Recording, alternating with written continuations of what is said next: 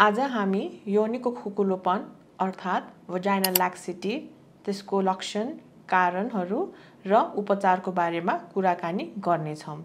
Vaginal ल्याक्सिटी अर्थात् योनिको खुलापन, यसको लक्षण भनेको योनि खुकुलो वा खुला महसुस हुनु, शारीरिक सम्बन्ध राख्ने बेलामा सेन्सेसन कम हुनु, पार्टनरले पनि टाइटनेस कम भएको बताउनु र भजाइनल स्क्विकिङ वा भजाइनल फार्ट भन्छ, जसलाई चाहिँ योनिबाट नै हावा वा आवाज आएको जस्तो महसुस हुने र यो सँगैसँगै कहिलेकाहीँ पाठेघर र पिसाबको थैली पनि झरेको हुनसक्छ।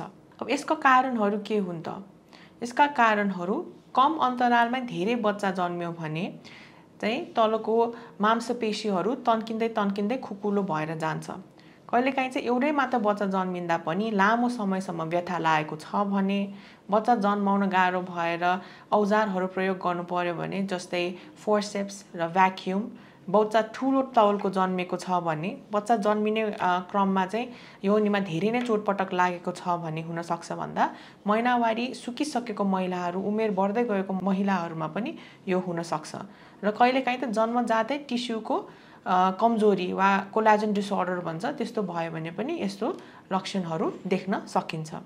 यसको उपचारको कुरा गर्दा चाहिँ एक नम्बरमा चाहिँ पेल्भिक फ्लोर मसल ट्रेनिङ अथवा किगल्स एक्सर्साइज, जसले चाहिँ मांसपेशीलाई बलियो बनाउँछ। त्यसपछि भनेको चाहिँ यही सँगै महिनावारी सुकेको महिलाहरूमा चाहिँ एक्सर्साइज र इस्ट्रोजेन क्रिमको प्रयोग गर्न सकिन्छ र आजकल चाहिँ लेजर, पिआरपी र फिलर्सहरू पनि लगाउन सकिन्छ। यो सबै गरेर पनि भएन, पाठेघर पनि यदि झरेको वा पिसाबको थैली पनि सँगसँगै झरेको छ भने चाहिँ यसको चाहिँ अपरेसनद्वारा पनि उपचार गर्न सकिन्छ।